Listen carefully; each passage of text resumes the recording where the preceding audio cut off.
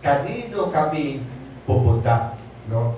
Ito yung ating sermon. Panginoon, kanino kami pupunta? So sabi na sa ating kapatid, at kung basahin mo yung buong chapter from verse 1 chapter 6, talagang may pakita niyo yan, na kung saan ang maraming mga katauhan na habang si Jesus ay nakaroon, kahit ang mga katauhan ay lagi kasama niya. No? Kahit sa napunta si Jesus, kasama lagi ang mga tao. Sumusunod lagi ang mga tao. No? Maraming mga disciples sa panahon na yun, maraming nagasunod si Kristo. Kahit saan siya magpunta, laging sumusunod yung mga tao sa Kanya. At dumating ang panahon na habang patagal na patagal ang aral ng ating Panginoon, habang patagal na patagal ang turo ng ating Panginoon, palalim na palalim pa yung aral ng ating Panginoon, ang mga tao ay dandahan, umaayaw na. Hello? Praise God. Marami mga Kristyano, kung kailan habang tumatagal, nagugulat nila, bakit hinay-hinay?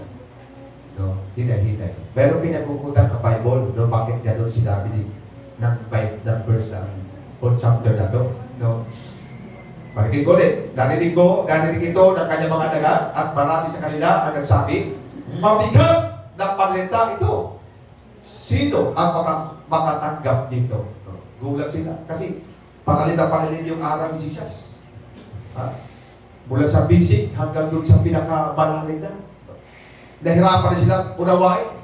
Nahirapan sila tanggapin na ang salita ng Diyos.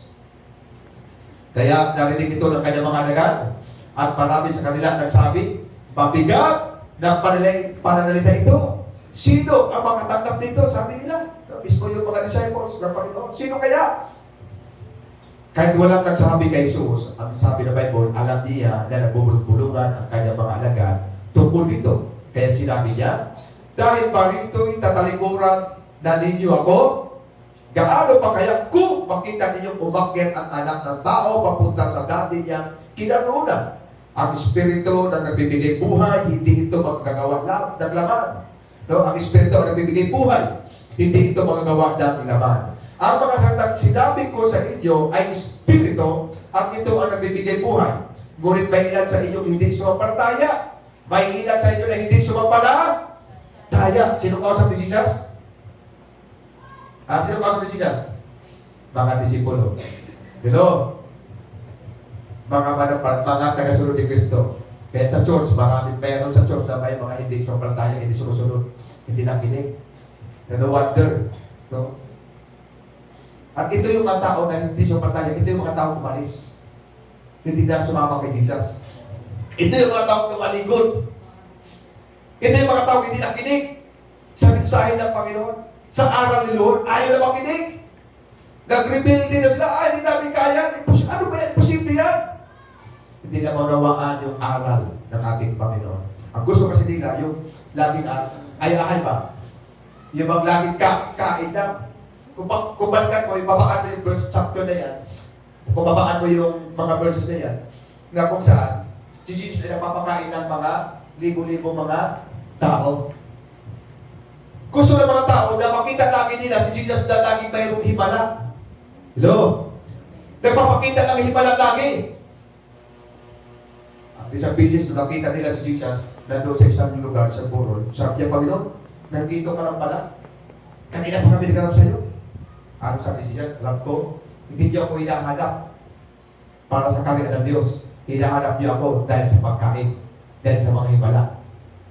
Lo, mga kapatid, di sa church, marami mga Kristyano na pupunta sa church hindi dahil sa kalooban ng Panginoon. Ang church ay ginagawa na lamang pasyalan. Di ba? Para okay lang. Dati nagsimba ako. So, gano'n nangyari. So, tingnan mo, yung mga tao ito, tinutukoy ni Jesus. Kung sino yung mga tao ito yung mga taong hindi talaga sumampalataya sa Panginoon. Amen? Hindi talaga nakinig sa Panginoon. Kaya sabi niya sa kanyang mga disipulo, kahit walang nung nalaman ni Jesus, kaya nagbulungan ang kanyang mga alagad. Diba? Nagbubulungan sila. Kaya sabi niya sa Jesus, dahil pa rito'y tatalikuran na ninyo ako.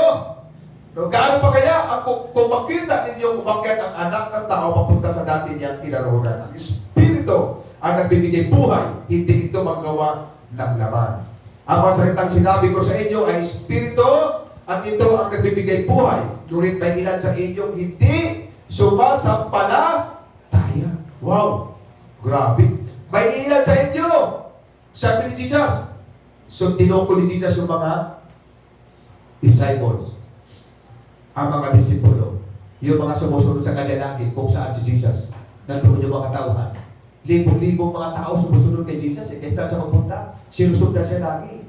Pero alam ni Jesus, ang kanang motibo sa pagsunod, hindi dahil interesado sila na makinig sa mensahe ng kaharian. Kasi sa araw panahon na yun, walang ibang aral ang ating Panginoon kundi yung kaharian ng Diyos. Amen?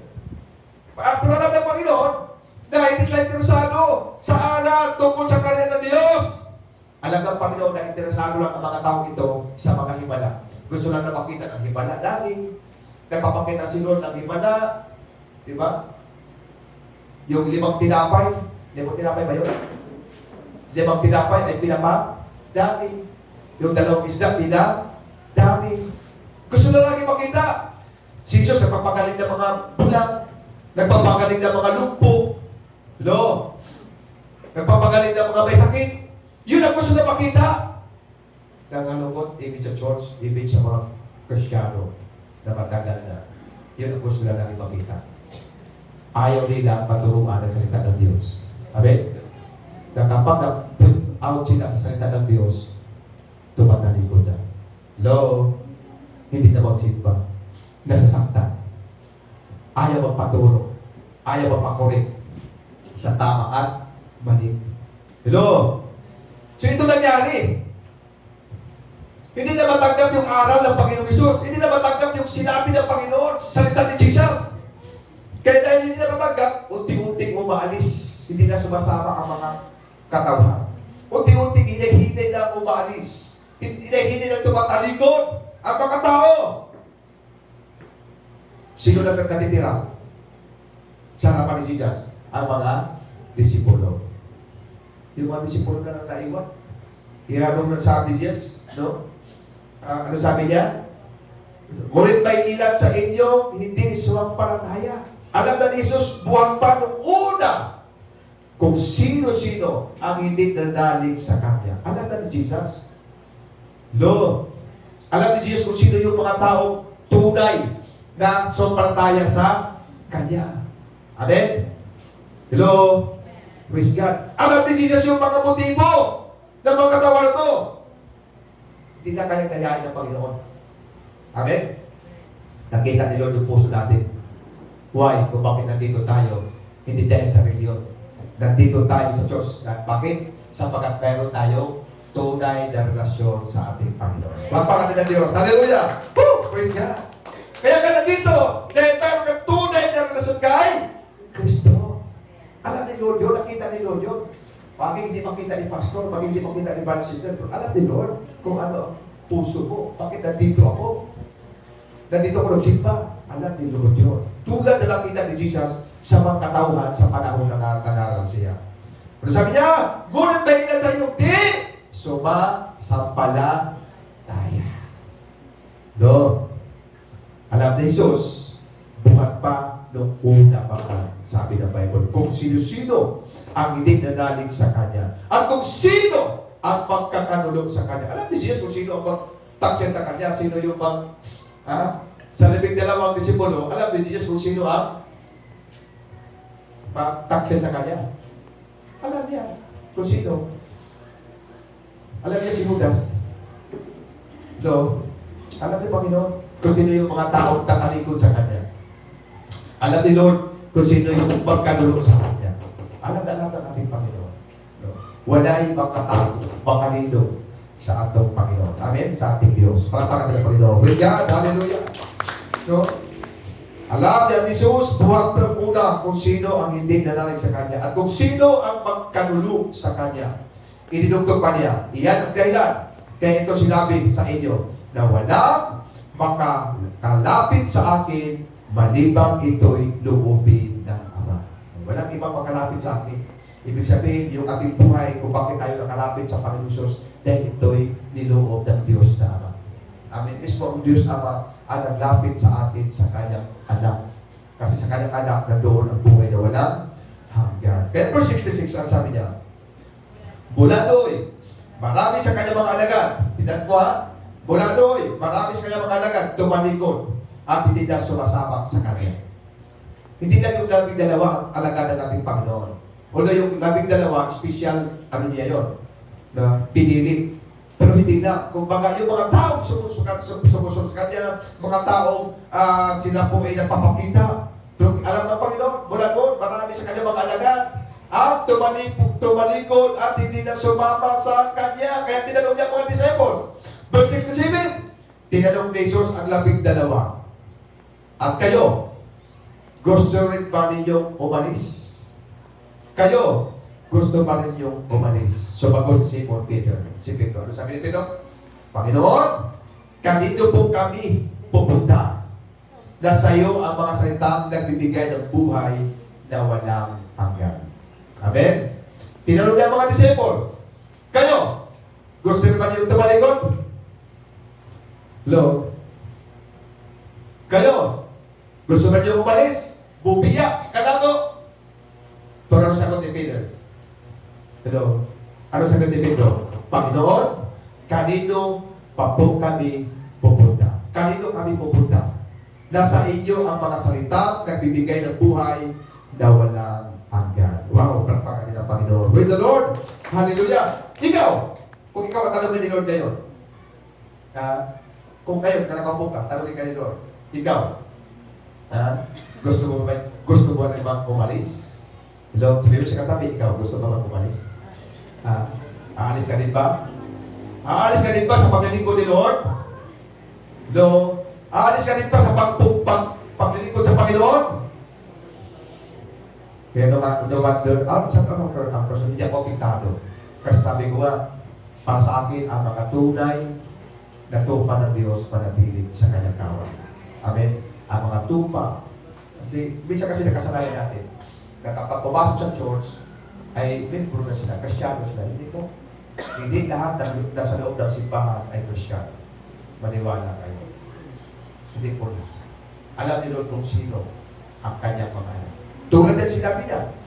Noon una pa man, alam po kung sino yung mga sumpaltaya sa akin. Hello? Kasi alam ni Jesus na yung mga taong sumpaltaya sa kanya ay handang makinig. Amen? At handang mamatig. At matuto. Minsan, ang salita na Diyos ay minsan masakit. Amen? Ang salita na Diyos ay masakit. Hindi lagi ang salita na Diyos na laging tumatapik. Minsan patapik, minsan papalo. Di ba? Yung mga tao, ayaw nilang palo. Gusto na tapik-tapik na lagi. No, marami sa church. Maraming mga church sa church na minsan is gusto lang na tapik-tapik lagi, tapikin lagi ni pastor, tapikin ni brother, tapikin ni sister. Yun ang gusto ng tapik-tapik. Ayaw lang tulungan, ayaw ikunik. Ayaw lang pagsabihan. Marami. Kaya yun ang nangyari sa panahon ni Jesus. Nung nanangalan na si Jesus, itinuro ni Jesus ang mabigat na aral, medyo doon na nagbabago. Doon na nagbabago yung puso nila. Kasi ayaw nila matulungan. Ang gusto lang nila makita lagi kay Jesus ay gumawa ng himala. Marami sa church, minsan gusto pupunta sa ako sa kabilang simbahan kasi doon ay laging masaya ang preaching. At doon laging masaya yung mga kapatiran. Dito laging review, laging kang isasaway. Dito maraming papanin sa'yo at pagsasabihan ka. May mga Kristyano doon eh. Ayaw nila na mapagsabihan. Ayaw nilang pangaralan. Itama ang mali. Yung gusto ng Diyos na itama tayo. Amen? Itama tayo sa Kanya ang mga salita. Palakpakan na ang Panginoon. Praise the Lord. Hallelujah. Kaya tinanong niya ang kanyang mga disipulo. Ano sabi niya sa kanyang mga disipulo? Kayo, gusto rin ba ninyo umalis? Tulad ng iba ay umalis. Tumaligo. Pero ang ganda ng sagot ni Pedro, no? Alam mo, napaganda ang sagot ni Peter. Ano sagot ni Peter? Pedro, Panginoon, kanino po kami pupunta? Kung aalis kami, Lord, kanino kami pupunta? Sapagkat, alam ni Peter, na kay Jesus lamang ang lahat. Ano sabi ni Peter? Ano sabi niya? Kanino kami pupunta? Nasa iyo ang mga salita. Saan kami pupunta, Lord? Nasa iyo ang mga salita. At yung salita na yan ay nagdadala ng buhay na walang hanggan. Amen. Nasa iyo ang salita. At yung salita na sinabi ni Pedro, alam ni Peter na yung salita na yon ay nagdadala ng buhay na walang hanggan. Ano sabi ni Jesus? I am the way, the truth, and the life. O saan ka pa? Saan ka pupunta? Kung ikaw ay lalayo ng ating paglalayo ka sa Panginoon. Amen? Saan kami pupunta? Sabi ni Peter. Kung kami doon ay tatalikod sa iyo. Wala eh. Wala. So, sa chapter 6 ng John, maraming tagasunod si Jesus ang tumalikod. Tanda natin, maraming tagasunod si Jesus ang tumalikod. Kaya no wonder kung mayroong mga tao tatalikuran si Pastor, tatalikod sa atin, hindi ko ako hindi ka masasaktan. Kasi ibig si Jesus ka, bayan tumatalikod na. Si Jesus na tinatalikuran pa eh. Hello? Na mas mayroon pa mas magaling kay Jesus? Wala eh. Mayroon pa mas matalino kay Jesus? Wala eh. Eh kung si Jesus na tumatalikod ang mga tao ito. Diba? So, tinatalikuran ang ating Panginoon dahil ayaw nilang tanggapin ang pangaralan o turo ng ating Panginoon. So makita natin sa chapter 6 na yan, yung buong chapter, makita natin na maraming tagasunod ang ating Panginoon Jesus na tumalikod dahil nahirapan silang tanggapin ang mga salita, ang katotohanan. Ngunit sa gitna ng pag-alis ng marami, tinanong ni Jesus ang 12. Ano sabi siya?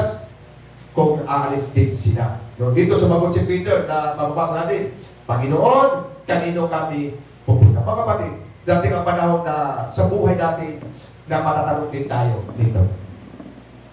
Matatanong din tayo dito. Number 1, may mga panahon mahirap intindihin ang mga salita ng Diyos. Tama ba rin? May panahon na mahirap intindihin ang mga salita ng Diyos. May panahon na masaktan ka. Hello? May panahon niya tutusukin ang puso mo. Kaya sabi ng Biblia, ang salita ng Diyos ay katulad ng isang espada na kabilaan ang talim. Matulis. Amen? Masasaktan ka. Maraming umalis dahil hindi nila maintindihan ang mensahe ni Jesus. Kapag salita ng Diyos ay sumasaway, kapag ang pagsunod ay mahirap, kapag ang pananampalataya ay sinuko. Lord, kapag tayo ay sinasaway na sa salita ng Diyos, marami na mga Krisyano. Yun ang dahilan bakit tumalikod sa panahon na yun ang mga sumusunod kay Jesus dahil ayaw nilang sawayin sila lagi sa salita ng Diyos. Ayaw silang ikurik. Ayaw silang itama. Ang gusto lang na makita ay laging himala. Laging makita yung mga ginawa ni Jesus na mga himala. Kagalingan, no? Mga milagro. Yun ang gusto nila eh. Meron ako nakakausap na, ay, ang ganda sa simba namin, ang ganda eh. Alam mo ba, pinito niya sa kanyang paper ko eh. Sabi niya, gusto namin sa pastor namin kasi yung pastor namin laging nagpapaiyak. Laging mayroong, ano daw, talagang milagro. Di ba? Nakakalukot. Eh, paano kung nawala yung milagro? Wala na milagro. Di ba? So, yun ang nangyari sa panahon ni Jesus.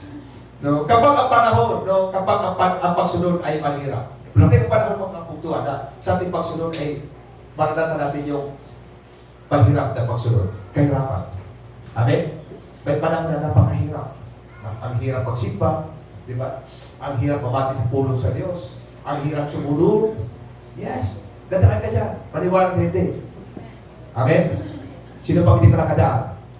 Bantay-bantay, madadaanan niya. Si Pastor, nadadaanan na natin, Pastor. Kung bakit ko sa amin kasi napagdaanan ko lang.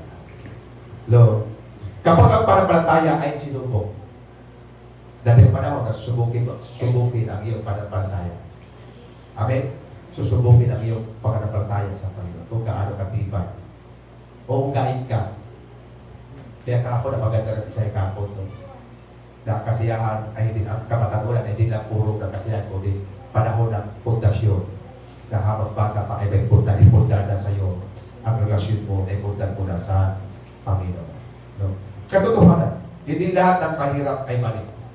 Minsan ang mahirap ay tama. Amen? Yun. Hindi lahat ng mahirap ay mali. Minsan ang mahirap ay tama. Kung minsan naranasan natin yung mga sitwasyon ng mahirap na sitwasyon para itama. Amen? Para itama. Hello, sabi mo siya katabi, para itama. Amen? Para tulungan tayo. Itama ang mga buwang bagay na mali. Ang tunay na pananampalataya ay hindi lang kapag madali, kundi kahit hindi natin lubos na intindihan, patuloy tayong nagtitiwala sa Panginoon. Amen? Palapakan din ang Diyos. Hallelujah! Praise God! No? Ang tunay! Kaya lagi ko sasabi yung tunay. Amen? Bakit ko sasabi yung tunay? Kasi mayroong hindi tunay. Diba? Si Jesus mismo sabi. Diba? Doon sa binasa natin, dami yung mga tagasunod sa kanya, pag sinawalis, sapagkat hindi sila tunay, sumampalataya sa Panginoon. Kaya lagi ko sasabi ang salitang tunay. Kasi mismo ang Bible ang nagsabi. Mayroong tunay na tupa at mayroong hindi tunay na tupa. Amen. Kaya ang tunay na pananampalataya, ulitin ko, ang tunay na pananampalataya ay hindi lang kapag madali. Kundi kahit hindi natin lubos na intindihan o naunawaan, patuloy tayong nagtitiwala. Kaya ang buhay Kristyano ay pananampalataya sa mga bagay na hindi mo naramdaman at hindi mo na nakikita. Hello? Yan ang tunay na pananampalataya. Kasi kung ang pananampalataya natin ay nakabase sa ating naramdaman at nakikita, danger, delikado. Yun ang nangyari sa mga panahon ni Jesus. Bakit tumalikod yung mga tagasunod ng Panginoon? Kasi nakabase sila sa kanilang nakikita at naramdaman. Yan tao, gusto lang nakikita ng mga ganun system. Himala, di ba? Pag walang himala, di ba? So, yan tunay na pananampalataya ay hindi lang kapag madali. No? Kundi sa mga bagay na imposible. Patuloy tayo nagtitiwala sa Panginoon. Pangalawa, maraming alternatibo ang mundo. Maraming alternatibo ang mundo, pero walang tunay na buhay. Maraming alternatibo ang mundo, pero walang tunay na buhay. Kapag nasasaktan, nanidispaya o napapagod ng tao, naghahanap siya ng matatakbuhan. Amen? Kapag nasaktan, ito yung maraming alternatibo ang mundo eh. Pamaraan. Pero walang tunay na buhay. Kapag nasaktan, nanidismaya o napapagod ang tao, naghahanap siya ng matatakbuhan. Tama ba rin? Naghahanap ka ng katakbuhan, naghahanap ka ng katsismisa, kapintuhan, masumbungan sa mundo ito. Anong tatakbuhan mo, kaibigan? Kahit hindi Kristyano, mananampalataya, tatakbuhan mo, bisyo. Pupunta ka sa kaibigan dahil kung sila problema ito, idaan sa ilong, bisyo, di ba? Ano ba? Relasyon, maling relasyon. Di ba? Sa tingin mo, para mapawin yung hanap na pamaraan, alternatibo. No? Sariling lakas. Reliyon na walang relasyon sa Diyos. Reliyon na walang relasyon sa Diyos. Marami mga tao na mayroong simbahan, may reliyon, pero walang relasyon sa Diyos. Amen? Tulad ni Jesus. Alam ng Panginoon. Yung mga tao sumusunod sa Kanya, alam din pa ng Panginoon. Sumusunod na sila. Dahil sa isang bagay, pero wala sa relasyon sa Panginoon. Why? Sapagat wala sa pananampala. Wala sa pananampala, taya. Oo. Pero ang tanong ni Pedro ay malinaw. Ano sabi ni Pedro? Kanino kami pupunta? Amen? Kung ikaw sa sitwasyon na ito, kanino ka pupunta? Kaibigan? Sa bisyo? Diba? Relasyon?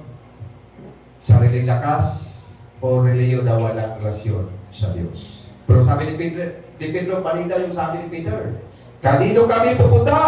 Ibig sabihin, napagtanto niya na walang ibang makapagbibigay ng tunay na buhay kundi si Jesus lamang. Amen? Napagtanto ni Pedro, kanino kami pupunta, Lord? Na nasa iyo ang lahat. Amen? Nasa iyo ang lahat, Lord. Nasa iyo ang buhay na walang hanggan. Ikaw ang salita at buhay na walang hanggan.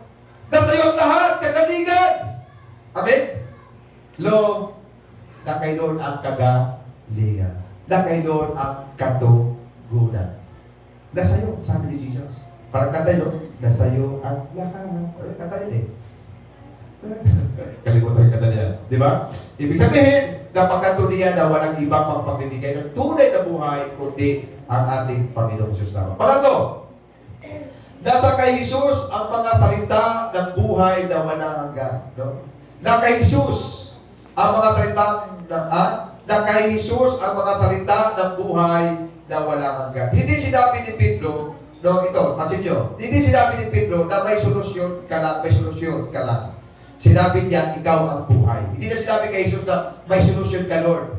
Hindi. Ang sinabi niya kay Jesus, ikaw ang buhay. Ibig sabihin, direct to point na sinabi ni Peter.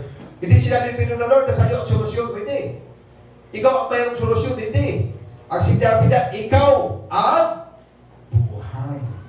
Lo, si Jesus ay hindi tumutulong si Jesus ay hindi lang tumutulong sa buhay. Siya ang pinagmulan ng buhay. Siya mismo ang pinagmulan ng buhay. Kapatawaran na kay Jesus lamang. Amen? Kapasayloan sa ating pagkasalanan. Kapayapaan. Hello? Layunin. Kaligtasan. At buhay na walang hanggan. Wow. Asan ka ba? Kaya tayo sinabi ni Peter, kanino kami pupunta, Lord? Sa'yo na ang lahat. Wala na kami pang hanapin, kundi ikaw lamang, Panginoon. Kasi nasa iyo na ang lahat. Amen? No? Pangapat, number 4. Ang tunay na disipulo ay nanatili kahit marami ang umalis. Ang tunay na disipulo ay nanatili kahit marami ang umalis. Madaling sumunod kapag marami ang sumusunod. Pero ang tunay na disipulo ay nanatili kahit nag-iisa, kahit pag-iisa. Pansinin nyo, nung nag-alisan yung mga libo-libo na mga tagasunod ni Jesus, thousands people ang sumusunod sa kanya sa panahon na yun. Libo-libo. Yung napapakain lang siya ng mga, di ba, napapakain si Jesus ng mga 5,000 people na yun, di ba? At bilang yung 5,000 na yung babae lang, hindi kasama, lalaki lang, hindi kasama babae. Yung tinutong ko doon na 5,000, lalaki lang yun. Na bilang, hindi kasama babae. Kita na natin, mas marami ang bilang ng babae kaysa lalaki. Tama ba rin? Magbibilang na dito sa church, kung sino pinakamarami sa atin dito, babae. So, i-imagine mo niyan. Kung ang bilang ng lalaki ay 5,000, ano pa kaya ang bilang ng babae? Di ba? Ganun karami ang tagasunod ni Jesus sa kabundukan kaysa sa pag-aral. Pero sabi niya, ano yung pangapat? Ang tunay na disipulo ay nanatili kahit marami ang umaalis. Hello?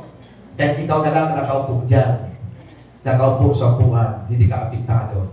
Why? Sapagat ikaw ay tunay na manampalataya ng Kristo. Palapakan nila Panginoon. Amen? Praise God. So, huwag kayo mapiktuhan. Amen? Naglipatan na sila, naglilipatan na sila, naglipat na rin ako. Nag-aalis na sila, alis na rin ako. Mga tunay na disciples, ang mga tunay na manampalataya kay Christ, na tingli. Kaya tinanong niya ang disipulo, kayo, alis rin pa kayo? Hindi. Walang isa nagsabi na, Lord, alis ako. Hindi. Kaya sabi ni Pedro, saan kami pupunta? Ikaw ang tunay na may buhay. Kaya walang naalis. Nanatili sila kahit mag-isa na lang. Alam mo, yung church sa pinunta namin, yung pinagalingan ng church na pinakita ko dati. Dumating ang panahon, punto. Saksi ako sa aking mata. Dahil ako lagi, sabi ko nga, 7 years old pa si Pastor Solomon ay kasama ng pastor. Dumating ang panahon, ilang buwan, hindi lang isang sabi, na ang membro sa church ay 3 na lang, pang-apat si pastor. Pang-apat ako. Dahil siguro, panahon yun, mga edad ko, siguro, 8, 8, 9, mga gano'n. 7, 8 na. Mga 8, mga gano'n. 3 na lang, walihan ni Pastor Amada. 3 tao na lang. Pero ano sabi ni Pastor Amada? Pinapag-give up na siya eh. Pinapira siya na iwanan na yung church, give up harap na siya. Pero siya nagsabi niya narinig ko, hanggang tayo nakilig. Mamati sa pulo sa Diyos pagpabili ni Pastor. Hindi na siya, diniskali sa direktor. Kasi paano ka mabubuhay yan? Offering, 50 pesos offering. Mabuti, mura pang bigas doon. Ang natandaan ko, ang kilo sa bigas ay 70 pesos pa yata. Parang magkano kayo pa. Oo. Kaya yung 20 pesos, ano yun, ibabalik ni Pastora. Ibibigyan pa ko ng baon piso. May baon, bibigyan ko Pastor Abaterlino, may baon ka piso. Totoo ako piso ng araw na yun. May piso. Pero siya lang, nakita ko sa kanyang puso. Hanggang mayroong nakikinig. Tatlong matatanda. Tatlong matatanda nila. Yung lula at lolo ko at si Janine. Kaya tatlo na lang. Yung iba, wala na. Hindi na pupunta sa church kasi nabisi na sa ginto, nabisi na sa Pabulawan. Puro patuloy si Pastor. Sa biyaya ng Panginoon, nakita nila, saksa si nanay.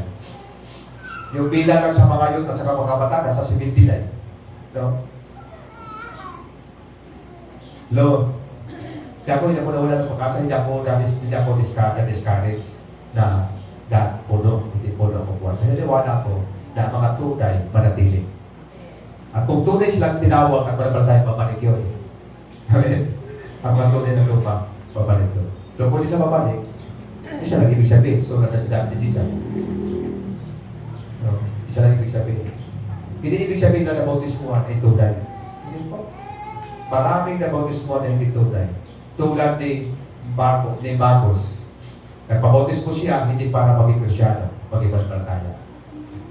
Hindi lahat na nabautismuhan ay tunay. Okay? So, balik natin.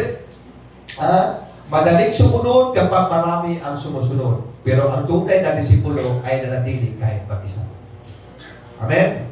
Ibig sabihin, hindi ka nagpipindi sa numbers. Hindi ka nagpipindi sa iyong katabi. Nagpipindi ka sa iyong Panginoon. Amen? And then, ang buhay na walang God, wala sa iyong katabi. Wala sa numero, ang buhay na walang God ay na kay Kristo lamang. Palapakan din ang Panginoon. Amen? So, ang commitment kay Kristo ay hindi base sa dami. Tandaan natin. Dapat ang commitment kay Kristo ay hindi base sa dami, kundi sa katotohanan. Hello? Kundi sa katotohanan. Number 5, pang-last, pang-uli. Personal na tanong. Kanino ka tatakbo? Kanino ka tatakbo? Tanongin mo katabi ko. Kanino ka tatakbo? Hallelujah. Kapag ikaw ay nasaktan, kanino ka tatakbo? Kapag ikaw ay nasaktan. Sabi ko sa kanya, kung ikaw ay nasaktan, kanino ka tatakbo? Amen? Kay Bombay?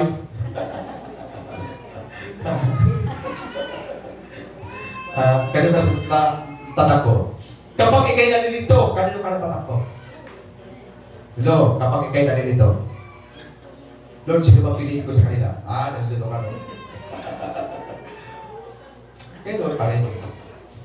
Lord, ikaw magturo sa akin kung kanino o sino sa kanila. Wow, di ba? Kanino ka tatakbo kapag ikay napapagod? Amen? Kanino ka tatakbo kapag ikay napapagod? Kasi natin pa na mapapagod na tayo. Maniwala sa hindi. Kahit ako ka man, pastor. Kung tataninin niyo ako, pastor, ikaw napapagod. Yes. Tawagan din ako. Amen? Tawagan mo parehan ninyo na nasasaktan. May pusong damdamin. Napapagod din. Pero sa paano napapagod tayo, wala tayong mo tatakbuhan ko niya, Panginoon. Amen? Praise God. Huwag kang tumakbo sa kaibigan. Dahil pag itakbo ka sa kaibigan, nakarecord yan. I-record yung ano mo, sinasabi mo. Ating gagawin. Kanyo ka tatakbo kapag ikay natutokso sa Panginoon. Amen? Kanyo ka tatakbo kapag ikay wala ng pag-asa. Dapat alam mo kung sino ang tatakbuhan mo. Amen? Kapag dumating ang panahon na walang-wala na ng pag-asa. May panahon na umaharap tayo sa sitwasyon na sa tingin natin wala ng pag-asa. Tama mali. Lalo pag umaharap ka sa isang sitwasyon na problema. Sa harapan problema, sa tagiliran problema, sa talikuran problema. So, ang kabuuan ay wala ng pag-asa. Harap ka problema, pupunta ka sa kaliwa problema, pupunta ka sa kanan problema. Pero meron ka rin pag-asa. Dala ko yung isang manok. Yung isang manok, inuhuli. Alam mo wala, pag inuhuli, parang kakatay. Di ba? So, nakita sa manok, Yung mga 10 kamay, nakaikot sa kanya. Isipin mo, 10 kamay. Wala namang pagtakulog-tulog, order na siya eh. Sabi niya, sa harapan niya, kamay, kaliwat kamay, kanan kamay, sa talikuran may kamay. Walang pagkasa balok. Sabi niya, wala akong pagkasa, huli na ako. Eh, pag ano sa taas, walang kamay. Mayroong pag-asa kay Lord. Amen? Maraming problema, maraming kamay sa paligid mo, sa harapan mo, talikuran mo, pero kitaas, walang kamay. Isang kamay lang makikita mo doon yung kamay ng ating Panginoon. Papangarap ng Panginoon. Hallelujah! Woo! Praise God! So, huwag ka mawalan ng pag-asa. Meron kayo sa tatakbuhan. Maaaring sa ibang sa tao, mapapaktis ka sa tao, pag tumakbo ka sa tao. Pero lagi tandaan, meron tayong Panginoon natin paniniwalaan at kanino ka pupunta? Amen? Ang sagot ng tunay na manampalataya, Panginoon, sa iyo pa rin ako. Amen? Hello? Ang sagot ng tunay na manampalataya, Panginoon, sa iyo pa rin ako. Sabi mo sarili, Panginoon, sa iyo pa rin ako. Amen? Praise God. Hallelujah. Iyan po ang lahat na tumayo. Praise the Lord. Hallelujah. Kapag ang mundo ay bubigo, kanino ka pupunta? Simple kay Jesus lamang. Kapag ang puso ay sugatan, kanino ka pupunta? Kay Jesus lamang, mga kapatid, sa ating Panginoon. Kapag wala nang nakaintindi sa iyo, kanino ka pupunta? Dati ang panahon na may panahon na walang, sa piling ko wala nakaintindi sa akin. Hindi ako naintindihan ni brother, hindi ako naintindihan ni pastor, hindi ako naintindihan sa pantao na sa paligid. Tama ba rin? May panahon na maranasan natin yung mga bagay na sa tingin natin walang nakakaintindi sa atin. Pero mayroong isa na handang intindihin ka. Amen? Walang iba ang ating Panginoon Jesus. Amen? Palapakan mo yung Panginoon. Hallelujah, hallelujah, Lord. Panginoon, maraming bisis kami nalilito at napapago. Pero ngayon, ipinapahayag namin, wala kaming ibang pupuntahan. Ikaw ang aming buhay, pag-asa, at kaligtasan. Tulungan mo kami manatili kahit mahirap. Sa iyo lamang kami kakapit at lumapit, lalapit sa iyong pangalan. In Jesus' name we pray. Amen. Hallelujah. Praise God.